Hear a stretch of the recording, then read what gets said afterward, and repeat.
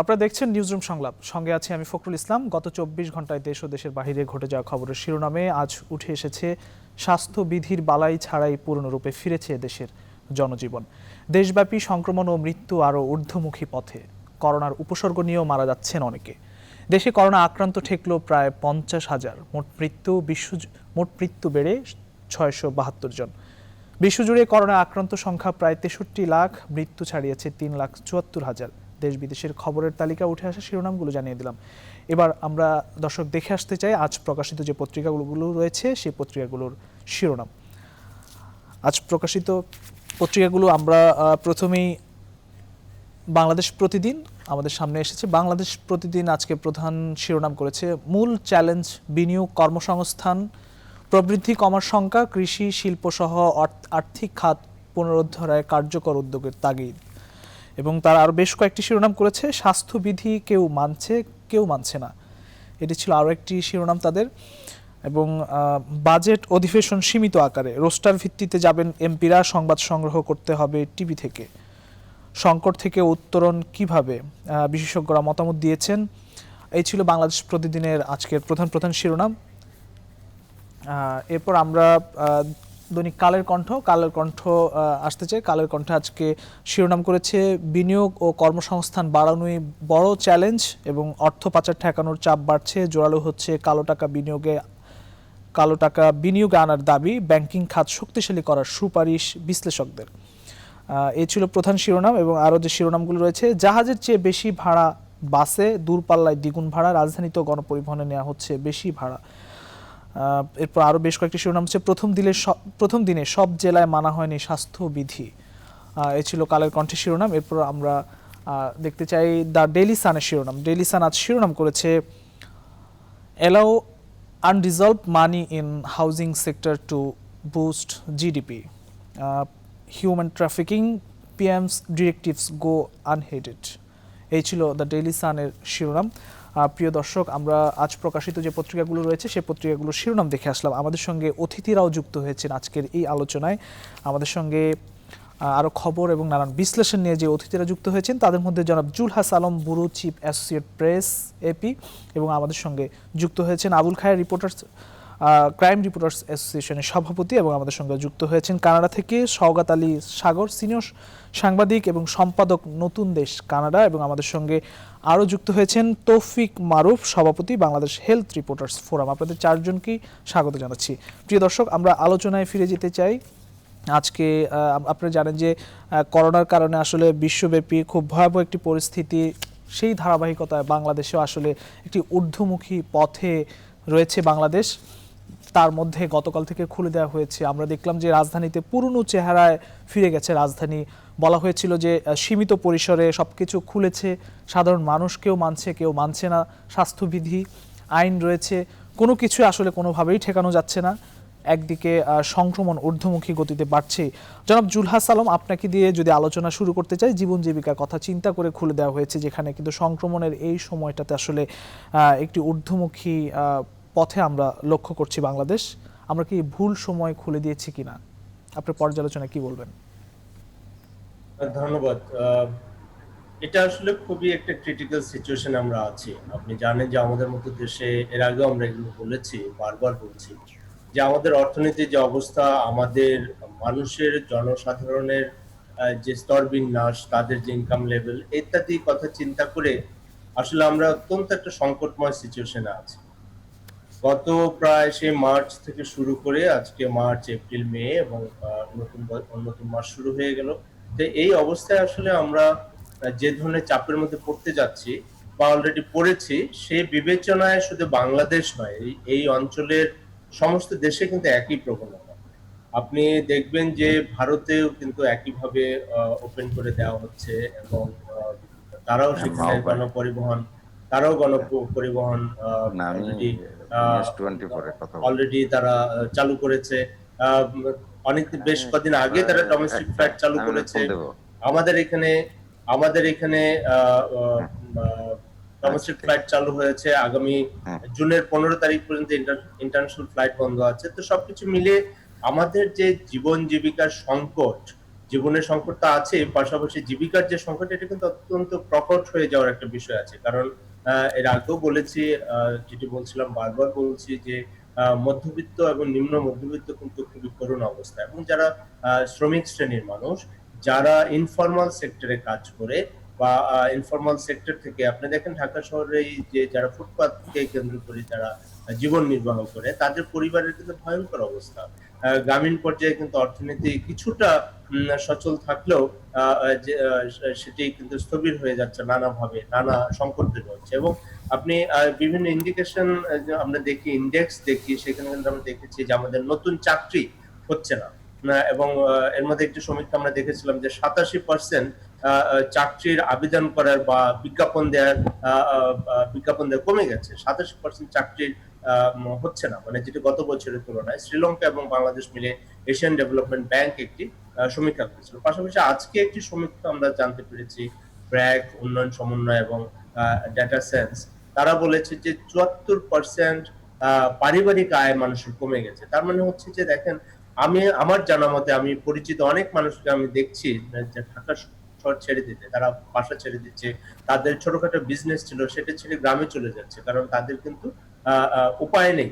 তো এই সেক্টর গুলোকে বাঁচিয়ে রাখতে না পারলে, কারণ আমাদের ইকোনমির যে স্ট্রাকচার, সেখানে কিন্তু ইনফরমাল সেক্টর, ছোট ছোট সেক্টর, ক্ষুদ্র এবং মাঝারি যেসব ব্যবসায়িক বা সংগঠন আছে বা প্রতিষ্ঠান আছে, তারা কিন্তু একদম ধ্বংস হয়ে যাবে। এখন আপনি বলতে পারেন যে তাহলে প্রণোদনার কথা বলা হলে, দেখেন প্রণোদনার কথা বলা হয়েছে এবং মাননীয় প্রধানমন্ত্রী এবং সরকার কিন্তু নিশ্চিত করেছেন যে ব্যাংকগুলোতে যেন তারল্য সংকট না হয়। আপনি জানেন যে সেটি কিন্তু তারল্য সংকট কিন্তু নেই, কিন্তু সরকার থেকে যে প্রণোদনার কথা বলা হয়েছিল সেটিকে এই যাদের পাওয়ার কথা তাদের কাছে পৌঁছানোর ক্ষেত্রে যে চ্যানেলগুলো আছে সেটি কিন্তু ঠিক প্রপারলি কাজ করছে না। এবং যত দ্রুততার সঙ্গে কাজ করার কথা এবং যত দ্রুত এটি পৌঁছানোর কথা এবং যে প্রক্রিয়াটা সহজীকরণ করে করার কথা, সেটি অনেক সিদ্ধান্ত নেওয়ার পরে, বারবার রিভাইজ করার পরে বাংলাদেশ ব্যাংক থেকে, সেটি কিন্তু বিশেষ করে ব্যাংকগুলো কিন্তু একটু স্লো গতিতে আছে, বিশেষ করে বেসরকারি ব্যাংক। তো এখন এই অবস্থার মধ্যে কিন্তু আমাদের এই ওপেন আপ করা ছাড়া কোনো কিন্তু বিকল্প ছিল না। আমরা আপনার কাছে আসবো জনাব জুলহাস সালাম, আমরা আপনার কাছে আবারও আসবো আলোচনা নিয়ে। আমাদের সঙ্গে আরো অতিথিরা রয়েছেন। আমরা একটু তার আগে একটু বৈশ্বিক যে প্রেক্ষাপটগুলো রয়েছে, করোনার যে পরিস্থিতি, সেগুলো একটু দেখে আসতে চাই। এখন পর্যন্ত করোনা ভাইরাসে সারা বিশ্বে এখন পর্যন্ত আক্রান্ত হয়েছেন 63,17,412 জন এবং মৃত্যুবরণ করেছে এখন পর্যন্ত 3,74,992 জন এবং এখন পর্যন্ত সুস্থ হয়েছেন 28,76,458 জন। এবং এখন পর্যন্ত আপনারা জানেন যে করোনা ভাইরাসে এখনও মানুষের মৃত্যু এবং মানুষের যে আক্রান্তের হারে আমেরিকা এখনও সবচেয়ে উপরে রয়েছে। সেখানে এখন পর্যন্ত 18 লাখের বেশি মানুষ আক্রান্ত হয়েছে শুধু আমেরিকাতে, এবং সেখানে মৃত্যুবরণ করেছেন 1 লাখেরও বেশি। আজকেও গত কয়েক ঘন্টা আমরা দেখছি যে 140 জনের একটি পরিসংখ্যান রয়েছে আমার হাতে, তারা মৃত্যুবরণ করেছেন। এবং ব্রাজিলে আমরা দেখছি যে আক্রান্ত এবং মৃত্যুর সংখ্যা দিন দিনই বাড়ছে, এবং সেখানে গত কয়েক ঘন্টায় 27 জন, এবং এখন পর্যন্ত সেখানে গত কয়েক ঘন্টায় আমরা দেখলাম যে নতুন যে টোটাল কেসেস রয়েছে সেখানে প্রায় 5,14,992 জন এখন পর্যন্ত ব্রাজিলের সর্বমোট আক্রান্তের সংখ্যা। এবং রাশিয়া আমরা দেখছি যে আক্রান্তের সংখ্যা অনেকটা বাড়ছে, মৃত্যুবরণ করছে, যেটি আমরা দেখছি যে আমেরিকা এবং স্পেনের পরে দক্ষিণ এশিয়াও কিন্তু এই সংখ্যাটাই বাড়ছে। আমরা জানি যে ভারতে কিন্তু আক্রান্ত এবং মৃত্যুর সংখ্যা দিন দিনই বাড়ছে, যেটি চায়নাকেও ছাড়িয়ে যাচ্ছে। বাংলাদেশেও এর প্রভাব পড়ছে, বাংলাদেশে ধীরে ধীরে আক্রান্তের সংখ্যা বাড়ছে, মৃত্যুর সংখ্যা প্রতিদিনই একটু একটু করে বাড়ছে। তো এই ছিল বৈশ্বিক পরিস্থিতি।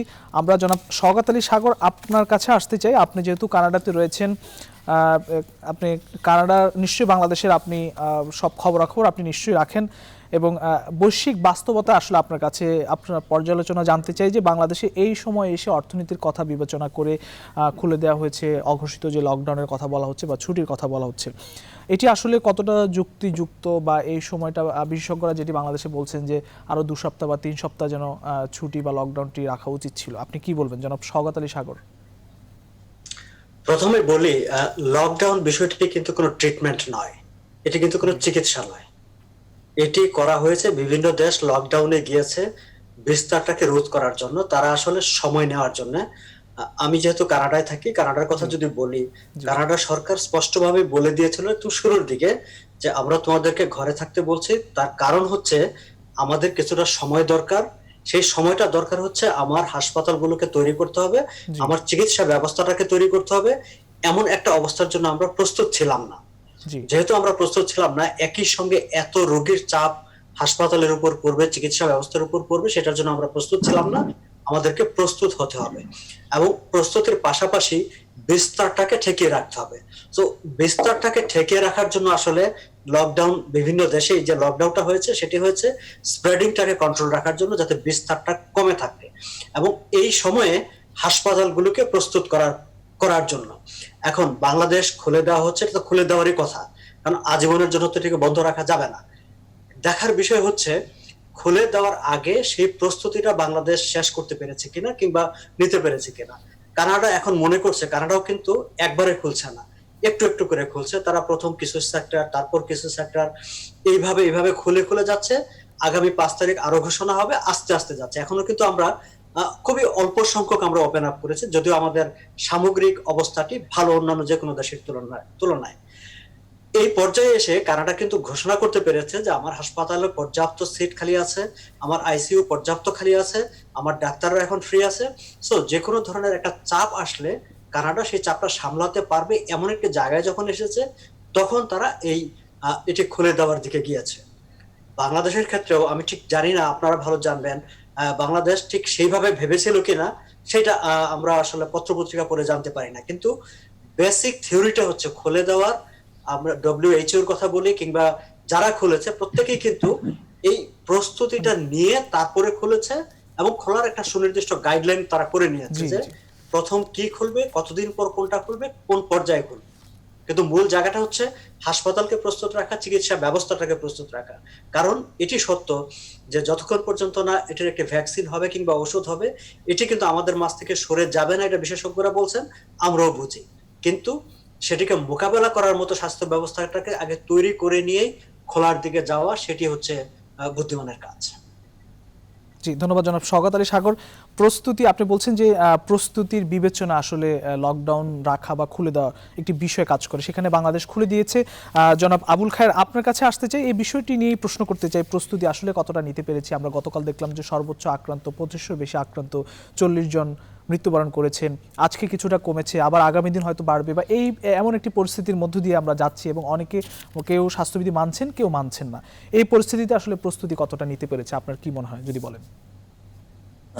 আসলে আমাদের যে প্রস্তুতির কথা সাগর ভাই যেটা বলছেন, ওই দেশে তো সারা বিশ্বে যখন এটা নিয়ে একটা প্রস্তুতি ছিল না, হঠাৎ এই রোগটা আসছে। লকডাউনের সিস্টেমটা ঠিক সেরকমই, ধীরে ধীরে ইয়ে করতে হয়। কিন্তু আমাদের যে 66 দিন যে আমরা লকডাউনে ছিল বাংলাদেশ, জি। সেটাতে আমরা কতটুকু সফল হয়েছে? আসলে আমরা তেমন একটা সফল হই নাই। লকডাউনে থাকা অবস্থায় আমাদের কেউ নিয়ম কানুন মানি নাই। আর এই সময়ের মধ্যে আমাদের যে যে পরিমাণ স্বাস্থ্য ব্যবস্থাকে সম্প্রসারণ করার প্রয়োজন, সেটুকু আমরা করতে পারি নাই। তো আমাদের আসলে আমাদের দেশে আগেও, শুধু এটা নয়, আগেও আমাদের দেশে আইসিইউ বেড আছে আপনার মাত্র 2 শতাধিক ছিল আগে, এই যখন আপনার করোনার আগে। এখন করোনা হওয়ার পরে 300, প্রায় 400 মতন বেড হয়েছে এই পর্যন্ত, আইসিইউ বেড। এখন এই অবস্থার মধ্যে তার মানে আমরা চাহিদার তুলনায় আমাদের দেশে যেভাবে আক্রান্ত হচ্ছে এবং আক্রান্ত আরো বাড়বে, কারণ আমরা 66 দিন আমরা কিন্তু আপনার 3টা জিনিস এখানে।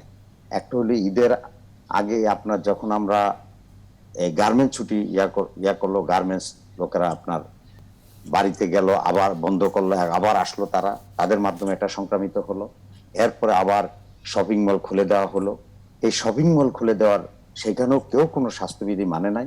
এরপর আবার ঈদের ছুটি আসলো, ঈদের ছুটিতে তো কি অবস্থা হয়, একবার লোক মানে সাতটায় পর্যন্ত আপনার ফেরিতে গিয়ে উঠছে, বা কোথাও কোনো জায়গা নাই, মানে বাড়িতে যাবেই তারা, পুলিশ রাস্তায় ব্যারিকেড দিলে দান খেয়ে দিয়ে হেঁটে চলে গেছে, নানাভাবে মানে আপনার মানুষ চলে গেছে বাড়িতে, আবার এরা দেশে ফিরছে। এইভাবে আপনার আমরা এখন আবার সাধারণ ছুটি সরকার ঘোষণা করছে 66 দিন পরে। আসলে আমরা লকডাউনের তেমন কোনো ফলাফল আমরা পাইনি, কিন্তু সেখানে এখন সামনের দিকে অবস্থাটা কি হবে আমাদের দেশে যেই যারা আপনার বিভিন্ন ধরনের ভাইরোলজিস্ট বলেন, মাইক্রোবায়োলজিস্ট বলেন, বিভিন্ন ধরনের বিজ্ঞানীরা বলেন, তাদের যে বক্তব্যটা আমরা পাই, আমরা সেখানে দেখা যাচ্ছে যে আমাদের দেশে 30 হইতে 45% অলরেডি কেরিয়ার, এখন সামনে আরো সময় বাকি আছে। তার মানে আমাদের দেশে সামনে যে আপনার সেখানে জুন, জুলাই, আগস্ট পর্যন্ত এই 3টা মাস বাংলাদেশের জন্য হবে সবচেয়ে ক্রিটিক্যাল সময়। এই ক্রিটিক্যাল সময় কিভাবে এটা আপনার সামলাবে, এটা আমার বোধগম্য নয়। তবে আমি মনে করি সরকারকে এখনো পর্যন্ত, আমি জানি না, যেটা আমাদের ওই জুলাস ভাই বলছেন, আমাদের অর্থনৈতিক বিবেচনা করে সরকার কিছু কিছু সেক্টরকে আপনার ছেড়ে দিছে এবং এটা কিছু করার নাই। এমন এক শ্রেণীর লোক আছে আমাদের দেশে, একজনে রুজি করে পুরা পরিবার খায়, এরকম একটা পরিবার আছে। আবার মধ্য শ্রেণীর পরিবার আছে, না খাইয়া থাকবে, কারো কাছে হাত বিছাবে না। ওই সমস্ত পরিবারগুলির অবস্থা এখন আরো ভয়াবহ অবস্থা। এই অবস্থার মধ্যে দিয়ে সরকার কিছুটা আপনার ছেড়ে দিচ্ছে, কিন্তু দেওয়ার পরে স্বাস্থ্যবিধি মানার কথা বলছে, কেউ স্বাস্থ্যবিধি মানে না। পরিবহন শ্রমিকদেরকে তাদেরকে 80% ভাড়াও বাড়িয়ে দিছে, 60%, কিন্তু তারাও সেখানে বেশিরভাগও কেউ আপনার স্বাস্থ্যবিধি মানে না। তার মানে হলো, এটার স্লোগানটা হলো যার যার জীবন তার রক্ষা, সেই করতে হবে। আমার জীবন আমি রক্ষা করতে হবে, আমাকে আমার সেফ সাইডে থাকতে হবে, কারণ এটা তো কোনো ওষুধ নেই, কিছু নেই, সারা পৃথিবীতে এখনো পর্যন্ত হয়নি। তার মানে আমাদের দেশে কেউ কোনো নিয়ম কানুন মানতেছে না, তার মানে পুলিশও পারতেছে না, পুলিশও এফেক্টেড হইতেছে, আইন শৃঙ্খলা বাহিনীরা এফেক্টেড হচ্ছে।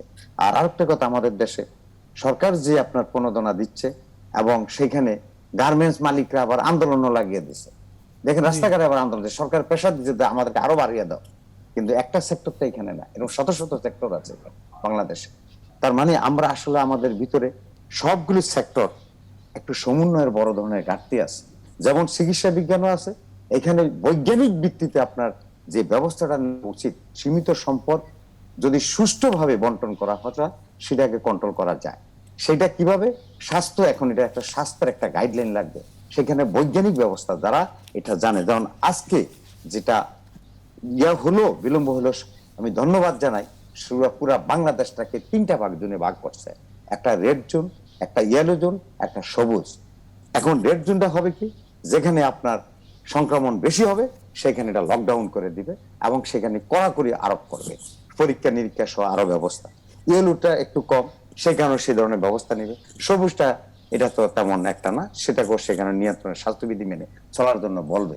এই যে আজকে আমরা কিছুটা বলে বৈজ্ঞানিক পদ্ধতি দিকে যাচ্ছি এবং স্বরাষ্ট্রমন্ত্রী নিজেও বলছেন যে, এবং স্বাস্থ্যমন্ত্রীও বলছেন যে না, বিশেষজ্ঞরা যে মতামত দিবেন সেই মতামত অনুযায়ী আমরা সামনের দিকে অ্যাডভান্স হব।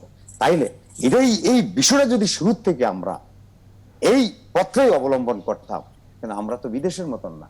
আমরা যদি, আমি আবারও বলছি, সুষ্ঠু সম্পদ আপনার থাকতে হবে, একটা সুষ্ঠু ব্যবস্থাপনার মধ্যে আমাকে চলতে হবে, তাইলে আমরা হুজুট খাইতাম না, আমরা কোনো ভাবে মেনে নিতাম। আরেকটা কথা আছে, আপনার লকডাউন মানে আমাকে চিকিৎসা না, কিন্তু আরেকটা বড় জনের ব্যাপার আছে, সেটা হলো কমিউনিটি বেজ যে সংক্রামিত হয় সেটাকে আপনার চেক দেওয়া যায়, কিন্তু আমরা আমাদের দেশে সেটাও আমরা করতে পারি নাই।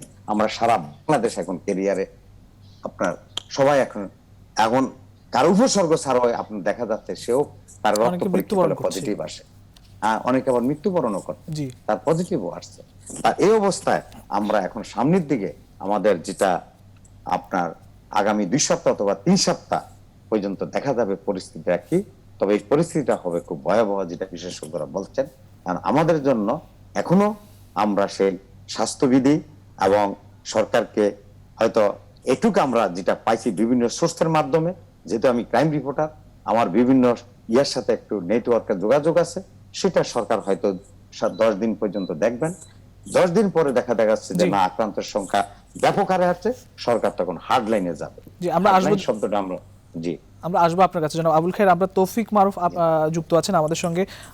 আপনার কাছে আসতে চাই যে এই সীমিত পরিসরের কথা বলা হয়েছে, কিন্তু সীমিত পরিসর বলতে আসলে সাধারণ মানুষ সেভাবে আসলে সীমিত পরিসরে আমরা দেখছি না। যে আমরা পুরনো চেহারায় দেখলাম যে রাজধানী বা সারা দেশ ফিরে গেল, সাধারণ মানুষ অবাধে বের হচ্ছেন, যাতায়াত করছেন, মানে একই অবস্থা, আবার রেড জোন ইয়েলো জোনের কথা আজকে বলা হলো, স্বরাষ্ট্রমন্ত্রী বলেছেন একটি মিটিংয়ের মাধ্যমে, কিন্তু এই রেড জোন ইয়েলো জোন আসলে কতটা কার্যকর হবে এবং এই সীমিত পরিসর বা যে পরিস্থিতি দেখে আপনার আসলে কি মনে হচ্ছে, আপনার পর্যালোচনা যদি বলেন। জি, ধন্যবাদ। আহ, আমি আপনি জানেন যে আমি গত 23 তারিখ থেকে মূলত কুর্মিটোলা হাসপাতালে ভর্তি আছি জি কোভিড পজিটিভ হিসেবে, আমার ফ্যামিলি সহ। তো সেই অর্থে খবর যতটুকু আহ, আহ, আহ, জানার চেষ্টা করি অনলাইনের মাধ্যমে, এর বাইরে যেহেতু আমি বাইরে যেতে পারিনি বা সেই অর্থে একদম সার্বিক এক কথায় কোনো কিছু বলা আমার জন্য একটু ডিফিকাল্ট আসলে। আহ, আমি যতটুকু আমার পর্যবেক্ষণ, সেই পর্যবেক্ষণ অনুযায়ী আমার কাছে মনে হচ্ছে, আমি আজকেও কিছু খোঁজ খবর একটু নিয়েছি এই কয়দিন পরে, আমি আজকে একটু কথা বলার মতো, অর্থাৎ আমার ব্রিদিং প্রবলেমটা গতকালকে থেকে একটু ইজি বোধ করছি বলেই আজকে আমি আসলে কথা বলতে পারছি। জি তো আমি যতটুকু জেনেছি গত 27 তারিখও ন্যাশনাল অ্যাডভাইজারি কমিটির একটা বৈঠক আছে, আজকেও ন্যাশনাল অ্যাডভাইজারি কমিটির একটা বৈঠক আছে। এই বৈঠকগুলোতে মূলত খুবই উদ্বেগ প্রকাশ করা হয়েছে এবং এ পর্যন্ত ন্যাশনাল অ্যাডভাইজারি কমিটির যতগুলো মিটিং হয়েছে প্রত্যেকটি মিটিং এই দেশের খ্যাতিমান 17 জন চিকিৎসাবিদ, আর জনস্বাস্থ্যবিদ, বিজ্ঞানী সম্মিলিত ভাবেই গঠিত হয়েছে এই কমিটি। তারা কিন্তু আসলে যতগুলো সুপারিশ দিয়েছেন সবগুলোই মানুষের স্বার্থে বা সংক্রমণ প্রতিরোধ কিভাবে করা যায় সেটির স্বার্থটাই তারা বেশি দেখেছে। কিন্তু এই জায়গাটিতে মানুষের জীবন ও জীবিকা, অর্থনীতি, এটির প্রতি সরকার কিংবা দেশের ব্যবসায়ী সেক্টর যতটা না গুরুত্ব দিয়েছে, ঠিক তার উল্টোটাই বেশি শক্ত অবস্থানে কিন্তু আজকে পর্যন্ত এই অ্যাডভাইজারি কমিটি তাদের অবস্থান, এটি কিন্তু পরিষ্কার। কথা হচ্ছে যে এই অ্যাডভাইজারি কমিটি যে অ্যাডভাইস গুলো দিচ্ছে সেটা আসলে ধোপে টিকছে না, এটি হচ্ছে একদমই বাস্তব কথা, এবং ম্যাক্সিমামটাই ধোপে টিকছে না।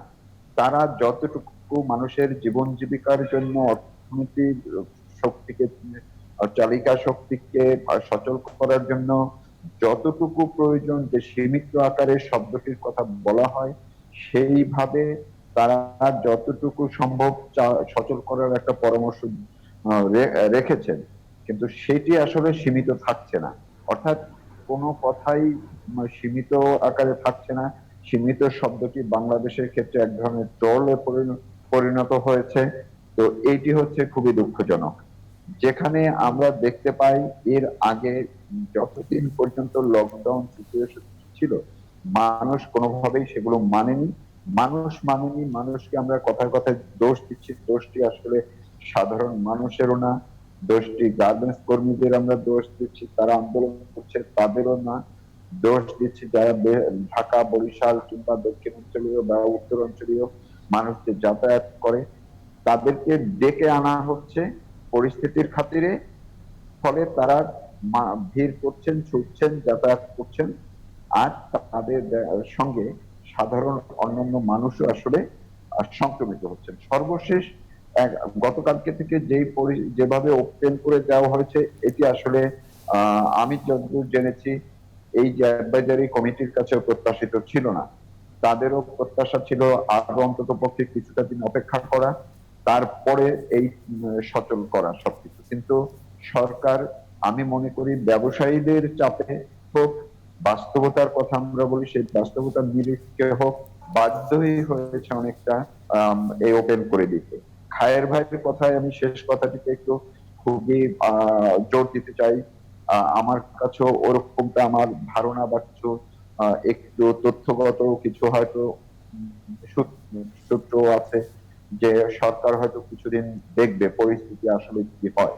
অর্থাৎ আমরা যে সংক্রমণের কথা বলছি, যে প্রতিদিন যে হারে এখনো সংক্রমণ হচ্ছে, আক্রান্ত হচ্ছে, আমরা বুলেটিনে ন্যাশনাল প্রতিদিন যে বুলেটিনটা স্বাস্থ্য অধিদপ্তরে দেওয়া হয় সেখানে এখনো প্রতিদিন 2500-এর মতো যে সংক্রমিত হচ্ছে, আবার মারা যাচ্ছে, যেমন গতকাল ছিল 40 জন, আজকে সেটি কমে এসছে। তো এই জায়গায় এগুলো যে আপ ডাউন করছে, এখন পর্যন্ত সরকারের কিছুটা স্বস্তির জায়গা হচ্ছে এটি কিন্তু তুলনামূলকভাবে যে এখনো কিছুটা কিছুটা হলেও সহনীয় পর্যায়ে আছে। জি সরকার এই জায়গাটিতে দেখতে চায় যে এটি যদি ধরেন আরো আগামী এক সপ্তাহের মধ্যে দেখা যায় যে এটি আরো হয়তো 2 গুণ বা 3 গুণ বেড়ে যায় কিংবা আরো বেশি বেড়ে যায়, তখন নিশ্চিতভাবেই সরকার আবার সেই শক্ত অবস্থানে যাবে এবং সেই শক্ত অবস্থানটা আগের তুলনায় অনেক কঠোর পর্যায়ে যাবে। জি এরকমটা কিন্তু সরকারের কিছু প্রস্তুতি নেওয়া আছে জনাব এবং তৌফিক মারুফ, সেই আমি আপনার কাছে একটি ছোট্ট প্রশ্ন করতে চাই। সেটি হচ্ছে যে আপনার কাছে কি মনে হয়, আপনি নিজেও একজন অসুস্থ মানুষ, আমরা দোয়া করি যে আপনি সুস্থ হয়ে উঠুন, দ্রুত ফিরে আসুন, কিন্তু আপনার কাছে কি মনে হয় যে একজন কোভিড পজিটিভ যিনি আছেন তার কাছে আসলে কোন বিষয়গুলোকে চ্যালেঞ্জ মনে হয়, বা আপনি যদি সাধারণ মানুষের উদ্দেশ্যে একটু বলতেন। দেখুন, প্রথমত আমাদের দেশে যে শুরু থেকেই মানুষের মধ্যে যেইভাবে আতঙ্কটি কাজ করেছিল, সেই আতঙ্কটি কিন্তু এখন কেটে গেছে, অনেকটা কেটে গেছে। এবং কেটে যাওয়ার ফলেই কিন্তু মানুষ আসলে সরকারের কোনো বিধিনিষেধ, স্বাস্থ্যবিধি যাই বলেন কোনো কিছু মানছে না। এটির খুব নেতিবাচক যেমন দিক আছে, আবার অন্যভাবে যদি বলি কিছুটা ইতিবাচক দিকও আছে। মানুষ কিন্তু অন্ততপক্ষে এখন সচেতন হয়েছে যে হ্যাঁ, যে কোনো মানুষের যে কোনো সময় যিনি আক্রান্ত হয়ে যেতে পারেন, কিন্তু আক্রান্ত হওয়া মানে মৃত্যু নয়। আক্রান্ত হওয়া মানেই সবাই একদম জটিল পরিস্থিতিতে বা শেষ পর্যায়ে চলে যাওয়া নয়। নয়। সংক্রমিত হওয়া মানে যদি একটু সতর্ক থাকে, অর্থাৎ সেটি যদি সিভিয়ার কোনো পর্যায়ে না যাওয়া পর্যন্ত বাসায় থেকেই চিকিৎসা অনেকটা নিতে পারে। আমি যদি আমাকে একজন ঠিক আমি সাংবাদিক না হয়ে আমি যদি একজন জনাব রোগী তৌফিক হিসেবে মারুফ, উদাহরণটা দেই, জি আপনি যে আমি যদি একজন রোগী হিসেবে বলি, আমি হাসপাতালে কেন এসেছি, আমি আমার স্ত্রী আমার সন্তানকে সহই আমি কুর্মিটোলা হাসপাতালে এসেছি। কারণটি হলো আমার স্ত্রীর ডায়াবেটিস, আমার স্ত্রীর আগে থেকেই অ্যাজমা ছিল এবং এখানে আসার পরে নিউমোনিয়া ধরা পড়েছে। জি আমার বাসায় থাকতে ব্রিদিং এর একটু একটু সমস্যা ছিল, কিন্তু এখানে আসার পরে আমার অক্সিজেন দরকার হয়েছে। তো নিশ্চিতভাবেই বলতে পারি যদি এই দুটি সমস্যা না থাকতো আমার হাসপাতালে আসার প্রয়োজন ছিল না। ধন্যবাদ। আপনি হাসপাতালে আসার পরে আপনি আমি থাকুন এবং আশা করি আপনি দ্রুত সুস্থ হয়ে উঠবেন এবং আবারও ফিরে আসবেন। আপনি থাকুন আমাদের সঙ্গে। জনাব শওকত আলী সাগর, আপনার কাছে আসতে চাই যে বিষয়টি, যে করোনার ওষুধ কিংবা ভ্যাকসিন নিয়ে আসলে ব্যাপক আলোচনা চলছিল গত বেশ কয়েক সপ্তাহ ধরে। এখন আসলে আপনার কাছে কোনো তথ্য আছে কিনা, কোন পরিস্থিতিতে রয়েছে বিষয়গুলো? আমরা একদিকে দেখছি চীন ভ্যাকসিন তৈরি করছে, আরেকদিকে যুক্তরাষ্ট্রের বিষয়টাও আমরা শুনছি, কিন্তু আসলে কতটা তথ্য রয়েছে আপনার কাছে যদি বলতেন। সত্যিকার অর্থে কি বিশ্বের বিভিন্ন দেশই এখন ভ্যাকসিনের চেষ্টা করছে ও মেডিকেশনের চেষ্টা করছে। জি বড় বড় দেশগুলো বিপুল হারে তারা বিনিয়োগ করেছে যত দ্রুত সম্ভব একটি ভ্যাকসিন বের করা যায়। আমি কানাডার কথা যদি বলি, কানাডা তো বলেছে যে ভ্যাকসিন না হওয়া পর্যন্ত আমি আমার নাগরিকরা যে নিরাপদ সেটা আমি মনে করছি না, কাজেই তারাও একটি ভ্যাকসিন তৈরি করার চেষ্টা করছে। যুক্তরাষ্ট্রে বা অক্সফোর্ডে একটা ভ্যাকসিনের ট্রায়াল হয়েছে, সেটি বাংলাদেশের পত্রপত্রিকায় ব্যাপকভাবে প্রচারিত হয়েছে, আপনারা জানেন। চীনের প্রসঙ্গটি আপনি বলেছেন, জি চীনের ভ্যাকসিনটির ব্যাপারে আমার নিজের একটু বেশি আগ্রহ আছে এই কারণে, চীনের ভ্যাকসিনটি এখন পর্যন্ত একমাত্র ভ্যাকসিন যেটি দ্বিতীয় পর্যায়ের ক্লিনিক্যাল ট্রায়ালে গিয়েছে। জি অক্সফোর্ডে যেটি হয়েছে সেটি প্রথমবার ক্লিনিক্যাল ট্রায়াল হয়েছে। চীনের যেটি হচ্ছে সেটি কিন্তু আপনার চীন গত মিড মার্চ থেকে তারা শুরু করেছে ক্লিনিক্যাল ট্রায়াল, এবং তারা যদিও এটি প্রকাশ্যে বলে না, কিন্তু আমাদের ধারণা বা আমাদের পাওয়া তথ্য অনুসারে তারা আসলে এটি খুব ব্যাপক হারে তারা তাদের নাগরিকদের মধ্যে এটি ব্যবহার করতে শুরু করেছে। যেই কারণে একই ভ্যাকসিনটা কিন্তু কানাডা এখন আবার সেকেন্ড টাইম ক্লিনিক্যাল ট্রায়াল করছে। কানাডা চীনের সঙ্গে, ওই কোম্পানির সঙ্গে তারা প্রথম যেহেতু তাদের কাছ থেকে কোনোভাবে তথ্য পাচ্ছিল না, তখন তারা একটা তাদের সঙ্গে এগ্রিমেন্ট করেছে যে তারা ক্লিনিক্যাল ট্রায়াল করবে এবং কানাডাতে এটি যদি কাজ করে এটি তারা কানাডাতে প্রোডাকশন করবে। সো কানাডাতে প্রোডাকশন করার শর্তে তারা তাদের সঙ্গে একটা এগ্রিমেন্ট করে তাদের সায়েন্টিফিক পেপারগুলো, রিসার্চ পেপারগুলো কানাডা নিয়ে এসেছে। এনে হেলথ কানাডা তাদের সায়েন্টিস্টদেরকে দিয়ে প্রিলিমিনারি একটা অ্যাসেসমেন্ট করার পর তারা এখন আমাদের ডালহৌসি ইউনিভার্সিটির যে গবেষক টিম আছে যারা আপনার এর আগে ইবোলার ভ্যাকসিনে কাজ করেছিল এবং সেটি ফাইনালি ভ্যাকসিন হিসাবে কাজ করেছে এবং সেটি স্বীকৃত হয়েছিল। ওই টিমটিকে তারা দিয়েছে, ওই টিমটি এখন ওটির শুরু করেছে, ক্লিনিক্যাল ট্রায়াল শুরু করেছে। কানাডা যেটি করছে তারা কিন্তু একটু বেশি সংখ্যক, ধরেন নানা বয়সের 18 থেকে আবার ওদিকে 65 অ্যাবাভ, এরকম নানা বয়সের রোগীদেরকে নিয়ে কয়েকশো মানুষকে নিয়ে তারা এই ট্রায়ালটা করছে। এখন পর্যন্ত এই ট্রায়ালের কোনো ক্ষতিকর কোনো কিছু কানাডা এখনো বলেনি। একটা ছোট্ট জিনিস বলি যে কানাডার স্বাস্থ্য এবং ওষুধের ক্ষেত্রে খুবই তারা একটু খুঁতখুঁতে আর কি, যে একদম নিশ্চিত না হওয়া পর্যন্ত। এই যে হাইড্রোক্লোরোক্সিন, এটি যখন সারা বিশ্বে ব্যবহার করতে শুরু করেছে এবং আমাদের পাশের দেশ আমেরিকা যখন এফডিএ যখন এটাকে অ্যাপ্রুভ করেছে, কানাডা কিন্তু সেই সময় নোটিশ দিয়ে বলেছিল যে কোনো ডাক্তার যদি এটি প্রেসক্রিপশন করে তাকে ডিসিপ্লিনারি অ্যাকশনের মুখোমুখি হতে হবে। তার মানে কানাডা চায় নাই যে এটি যেহেতু কোনো অ্যাপ্রুভড মেডিকেশন না, এটি কানাডার কোনো ডাক্তাররা ব্যবহার করতে পারবে না, এরকম একটি শক্ত অবস্থানে তারা দাঁড়িয়েছিল। এই ভ্যাকসিনের ক্ষেত্রে কানাডা সরকার চুক্তি করে তারা নিজেদের মতো করে তারা এখন ট্রায়াল করছে। এই ট্রায়ালে এখন পর্যন্ত কোনো নেগেটিভ তথ্য তারা এখন পর্যন্ত বলেনি, ট্রায়ালটা কিন্তু এখনো চলছে। আমরা আশা করছি যে যদি কানাডা সরকার, হেলথ কানাডা আমাদের বিশেষজ্ঞরা যদি সিদ্ধান্তে আসেন যে হ্যাঁ এটি কাজ করছে, তাহলে কানাডা সেটি অ্যানাউন্স করবে এবং কানাডা নিজেরা এখানে প্রোডাকশনে যাবে। চীন কিন্তু তাদের নাগরিকদেরকে এটি দিচ্ছে, তারা অফিসিয়ালি বলছে না, কিন্তু চীন এই ভ্যাকসিনটি এখন ব্যবহার করছে। এই গেল ভ্যাকসিনের কথা। ঔষধের ক্ষেত্রে এটি নিয়ে সারা বিশ্বে এক ধরনের একটা নাজুক অবস্থায় আছে, বাংলাদেশ সবচেয়ে বেশি নাজুক অবস্থায় আছে এই কারণে যে বাইরে যেখানে যেটি নিয়ে ট্রায়াল হয়, দেখেন এটি কিন্তু ক্লিনিক্যাল ট্রায়াল, এখন পর্যন্ত সুনির্দিষ্টভাবে এটি করোনার ওষুধ এইভাবে দেওয়ার মতো কোনো ওষুধ তৈরি হয়নি। যে ট্রিটমেন্টটি হয় সেটি আসলে তার যে আনুষঙ্গিক উপসর্গগুলো আছে, যেমন আমাদের তৌফিক মারুফ হাসপাতালে ছিলেন, ভাবি হাসপাতালে আছেন, হাসপাতালে ওনার চিকিৎসাটা কিন্তু হচ্ছে ডায়াবেটিসটাকে কন্ট্রোলে রাখার, আদার অনুষঙ্গ যেগুলো আছে সেগুলো কন্ট্রোলে রাখার, করোনার কিছু নাই। কিন্তু আমাদের সমস্যা হয় যে যখনই কোনো একটি ওষুধের নাম বলা হয়, বাংলাদেশে যেহেতু প্রেসক্রিপশন ছাড়া যে কোনো ওষুধ কেনা যায়, ফলে মানুষ সমানে সেই সব ওষুধ কিনতে শুরু করে দেয়।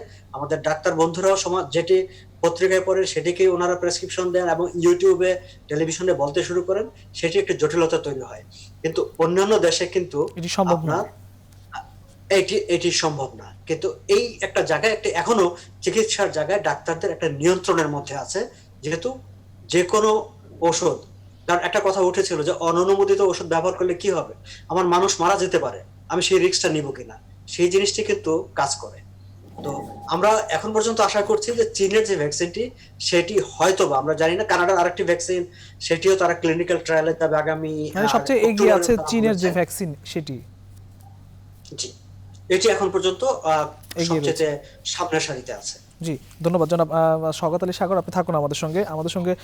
জনাব আবুল খায়ের, আপনার কাছে আসতে যে ব্যবসায়ীদের জন্য আমরা গতকালও দেখলাম যে 2000 কোটি টাকার একটি সহায়তার ঘোষণা দেওয়া হয়েছে সরকারের পক্ষ থেকে। অন্যদিকে আমরা দেখলাম যে যখন সবকিছু খুলে দেওয়া হলো তখন বাস ভাড়া 60 ভাগ বাড়িয়ে দেওয়া হয়েছে। এখানে আসলে এসে এটা কতটা যৌক্তিক মনে হয়েছে? আমরা কিন্তু আমাদের পার্শ্ববর্তী দেশেও কিন্তু গণপরিবহন চালু করা হয়েছে, সেখানে কিন্তু বাস ভাড়া বাড়াতে দেখিনি। অন্যদিকে আমরা শুনছি যে তেলের দামও কমেছে। এই ক্ষেত্রে আসলে কতটা যৌক্তিক বা এখানে কোনো প্রণোদনা দেওয়া যেত কিনা, কি বলবেন? আসলে আমাদের দেশে সরকারের যে বডি এই কাজটা করেছেন এবং ব্যবসায়ীদেরকে সুযোগ, আসলে অর্থনীতির সচল রাখতে হয়, ব্যবসায়ীদেরকে সুযোগ দিতে হয়। কিন্তু ব্যবসায়ীদের প্রণোদনার বিষয়ে আমি বিষয়টা ভিতরে আরো গভীরতার ব্যাপার আছে, সেখানে নিশ্চয় আমাদের অর্থনীতিবিদরা সমন্বয়ে তাদের মতামতের ভিত্তিতে সেটি নিশ্চয়ই দেবেন আমাদের, হ্যাঁ, মাননীয় প্রধানমন্ত্রী। কিন্তু বাস ভাড়াটা কিন্তু, এটা তেলের দাম কমছে কিন্তু বাস ভাড়া আপনার, তারা যে 60 ভাগ 80 ভাগ তারা প্রস্তাব দিছিল, 60 ভাগ এটা সরকার দিছে, কিন্তু আমার মনে হয় এটা আরো বেশি। আজকে আমি ঢাকা শহরে দেখলাম কেউ কি সেই নিয়ম কানুন মানছে যে তোমার সিট এতটা খালি থাকবে, এতটা, প্রতিটা বাস আপনার ভর্তি থাকে। আপনার ইয়ার মাঝখানে ওই যে বাড্ডার ভিতরে সেইখানে আপনার থানার সামনে পুলিশ দাঁড়িয়ে দাঁড়িয়ে মোবাইল কোড লোকজনকে নামাইছে যে তোমার এতটা সিট রাখার কথা, এত পার্সেন্ট সিট খালি থাকার কথা, কেউ মানে না, বা ভর্তি লোক ছিল, তুমি 60% ভাড়া নিছ, আবার এখান দিয়ে আবার স্বাস্থ্যবিধি মানো নাই, আবার ফুল গাড়ির ইয়া নিচ্ছ, এটা হতে পারে না। এই সুযোগ দেওয়াটা আসলে আমরা নিজেরাই আসলে আমরা নীতিহীন লোক। কিন্তু এই সরকার- ভাড়া, জনাব আবুল খায়ের, এই ভাড়া আসলে পরবর্তীতে কমবে কিনা? কারণ আমাদের দেশে তো একটি রীতি রয়ে গেছে যে একটা হ্যাঁ, বাড়লে এটা আর আমাদের কমে দেশে না। একটা একবার বাড়াইলে এটা আবার কমতে চায় না। তবে এটা আমি মনে করি সরকার আসলেই এটাকে কমানো উচিত, এবং পরবর্তীতে যারা এই সুযোগটা না নিতে পারে এটা আসলে কমাইতে হবে। কিন্তু পরিবহন শ্রমিকদেরও আবার একটা দাবি আছে যে দেখেন আমরা জায়গায় জায়গায়, আমাদের কি এই সময় লোকজন তো তেমন বাসে উঠবে না, তারা যে কারণে প্রস্তাব দিচ্ছে, তাদেরও কিছু বক্তব্য তারা আমাদেরকে বলছে যে আমার জায়গায় জায়গায় টোল দেই, চাঁদা দিতে হয় অমুক জায়গায়। আমাদের পরিবহনের নেতারা আছে, সংগঠন আছে, বিভিন্ন কল্যাণ ফান্ডের জন্য আমাদের থেকে টাকা নেয়। তো আমরা সব টাকা দিয়ে আমাদের সাথে আসলে আমাদের কতটা থাকে, এই কারণে আমরা 60% চাঁদা বিদ্যুৎ দাবি করছি এই সময়। কারণ এই সময় তো অনেক না উঠতে পারে, কিন্তু আসলে এটাও যেমন ঠিক এমনি ভাবে আপনার তারাও যখন নিয়ম কিছু মানে না, দুইটা সবটি আপনার কেন হজবরল অবস্থা হয়ে গেছে। আসলে সত্যি এখানে নিয়ন্ত্রণের অভাব আছে। আসলে আমরা আপনার যে কোনটা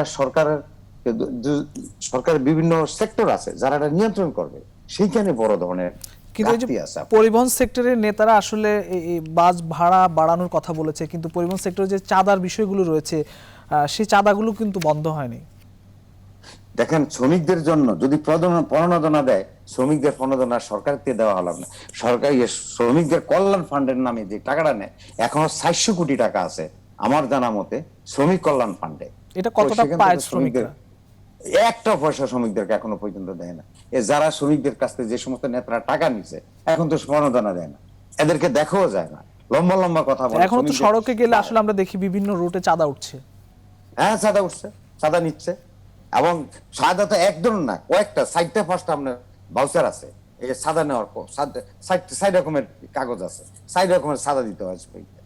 তার মানে সব জায়গায় ঝামেলা আছে আপনার এখানে। আর বড় বড় নেতাগিরি দেয় এক শ্রেণীর লোক, আবার এখানে কিছু লোক আবার দলের আশ্রয় নেয়, নিয়ে শুধু এই সরকার, আমরা প্রতিটা সরকারের আমলে আমাদের আসলে এর থেকে বেরিয়ে আসতে হবে। এবং আমরা অবশ্য অনেক দূর এগিয়ে আসছি, অনেক দূর বেরিয়েও আসছি।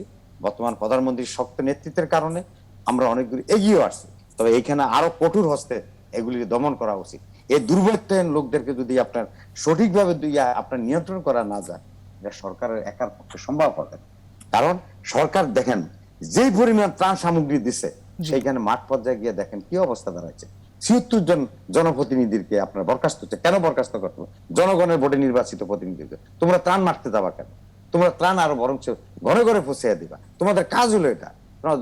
ভোট নিয়ে পবিত্র আমানত, তোমাদেরকে জনগণ ভোট দিছে আমানত হিসাবে, তা না করে তোমরা করছো চুরি। তার মানে সরকার সেখানেও তার দলের লোকেরও ছাড়ে নাই। এখানে আবার বিএনপির লোকও আছে, মানে চুরি বেলা কোনো দল নাই, সবাই এক হয়ে যায়। তবে এক শ্রেণীর লোক এইগুলি আছে। এখন আমাদেরকে আসলে এই বিষয় থেকে বেরিয়ে আসতে হবে।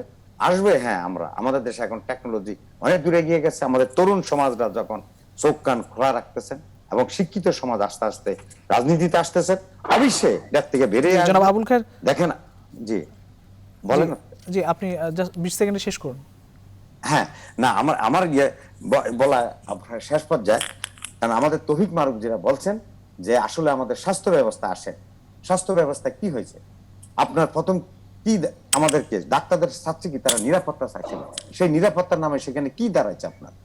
তার মানে এই বিষয়গুলি আমি আবারও বলি, যার কাজ তাকে আপনার সেখানে করতে দিবে এবং তার মতামতই আপনার সেটা বাস্তবায়ন করতে হবে। আপনি একটা অবৈজ্ঞানিক লোক সেখানে আপনার বৈজ্ঞানিক লোকের দায়িত্ব পালন করতে, এটা তো হয় না।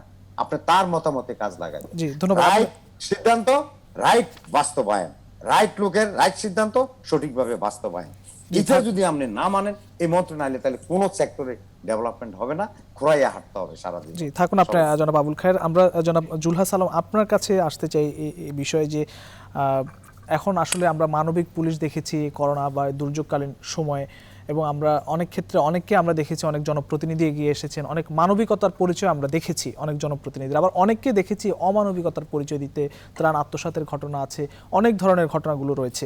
এক্ষেত্রে আমরা অনেককে আমরা কিন্তু এই অমানবিকতার একটি বিষয় আমরা লক্ষ্য করেছি। আরেকটি বিষয় হচ্ছে জনসচেতনতা তৈরির কথা বলছেন বিশেষজ্ঞরা, কিন্তু কতটা জনসচেতনতা তৈরি হয়েছে? একটি সামাজিক আন্দোলনের কথা বলেছেন, সামাজিক আন্দোলন তো নিশ্চয়ই জরুরি, কতটা হয়েছে কি বলবেন? আসলে অনেক কথা হলো, সব বিষয়ে আসলে চলে এসছে। আমি যেটা বলবো যে আমাদের ব্যর্থতার জায়গাগুলো মানে সীমাহীন। এটা আমাদেরকে স্বীকার করতে হবে। কারণ সাগর ভাই যেটি বলছিলেন যে লকডাউনের পরিস্থিতিতে মূলত আমাদের প্রস্তুতি নেওয়া কথা, সেই প্রস্তুতিটা আমরা নিতে পারিনি এবং আমাদের সেই বডি ল্যাঙ্গুয়েজে নাই, দুঃখজনক। আমি দেখেছি যে একটি বেসরকারি হসপিটালে ঘোষণা দিয়ে দেওয়া হলো যে আজকে থেকে এটা কোভিড হসপিটাল, কিন্তু ওখানে দেখা গেল নার্সরা নাকি 4 মাস ধরে বেতন পায়। বলে দেওয়া হচ্ছে যে এটা করে ফেললাম, এই যে 4 রঙের বা 3 রঙের আলাদা করে এলাকা ভিত্তিক রং চিহ্নিত করে তারপরে সেটাকে করা, এটা তো শুরু থেকে বলা হচ্ছে। এটা শুরু থেকে কারা বলছে? যারা পাবলিক হেলথ এক্সপার্ট তারাই কিন্তু বলছেন।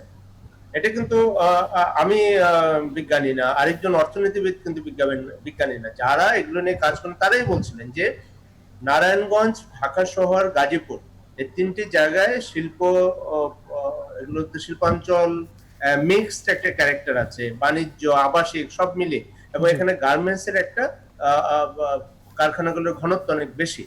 তো এই জায়গাগুলোকে আমরা আলাদা করে একটা আলাদা রুলস এর আওতায় নিয়ে এসে কিভাবে নিয়ন্ত্রণে রাখা যায়, কারণ আপনি দেখেন যে এটাই কিন্তু হটস্পট মূলত। তো সেটা কিন্তু আমরা করতে পারি। তো আবার দেখেন আমরা দেখলাম যে এটা গণমাধ্যমে এসছে যে শুরুতে যে অর্থ মন্ত্রণালয় থেকে জরুরি ভিত্তিতে এই পিপিই সহ বিভিন্ন কিছু কেনার ক্ষেত্রে যে ধরনের বরাদ্দ দেওয়া হলো, খুব কুইক কিছু প্রায় 150 কোটি টাকার মতো দেওয়া হলো, সেখানে 22 কোটি টাকা নাকি হিসাব নেই সঠিক মতো।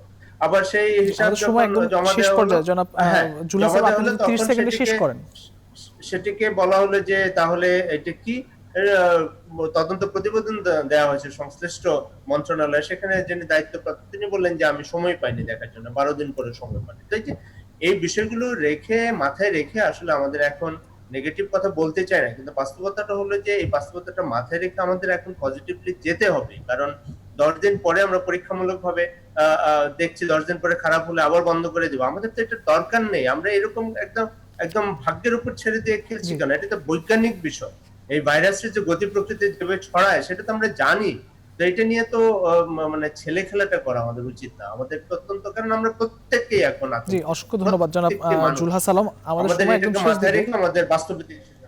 জি, আমরা জনাব শওকত আলী সাগর আপনার কাছে আসতেছি 30 সেকেন্ডের জন্য। সে আমাদের প্রবাসীরা আক্রান্ত হচ্ছেন, অনেকে মৃত্যুবরণও করছেন, অনেক প্রবাসী কর্মহীন হয়ে পড়ার একটি শঙ্কা তৈরি হয়েছে। আপনি যদি 30 সেকেন্ডে আপনার শেষ কথাটুকু বলতে চান। এটি সত্য যে অনেক প্রবাসী আক্রান্ত হয়েছেন, যে প্রবাসীরা কোন জায়গায় কোন পর্যায়ে আক্রান্ত হচ্ছেন সেটি একটি দেখার বিষয় আছে। দেখেন, ওই জায়গাটায় কিন্তু একটি অর্থনৈতিক অবস্থানের সংশ্লেষ, একটি সম্পৃক্ততা আছে। ফলে আমরা যদি নিউ ইয়র্কের দিকে দেখি, অনেক বেশি আক্রান্ত হয়েছেন। কানাডাতে প্রবাসী একদম আক্রান্ত হন নাই বললেই চলে, আমাদের 9 জন বন্ধু মারা গিয়েছেন এখানে। আবার মধ্যপ্রাচ্যের দেশগুলোতে আক্রান্ত হয়েছেন অনেক বেশি, বা অন্যান্য দেশগুলোতে। তো সামগ্রিকভাবে আর্থিক অর্থনৈতিক অবস্থার একটা সম্পৃক্ততা এর সঙ্গে আছে। আর যেটি হচ্ছে বাংলাদেশের জন্য এটি একটি খুব খারাপ সময় অপেক্ষা করছে, যে আমাদের রেমিটেন্সের একটি বড় অংশ যে প্রবাসীরা যারা পাঠান, আমাদের প্রবাসীরা যে রেমিটেন্স পাঠান, তারা এখন একটা হুমকির মুখে আছেন। সেখান থেকে দেশে ফিরিয়ে নেওয়ার একটা চাপ বাংলাদেশ সরকারকে দেওয়া হচ্ছে।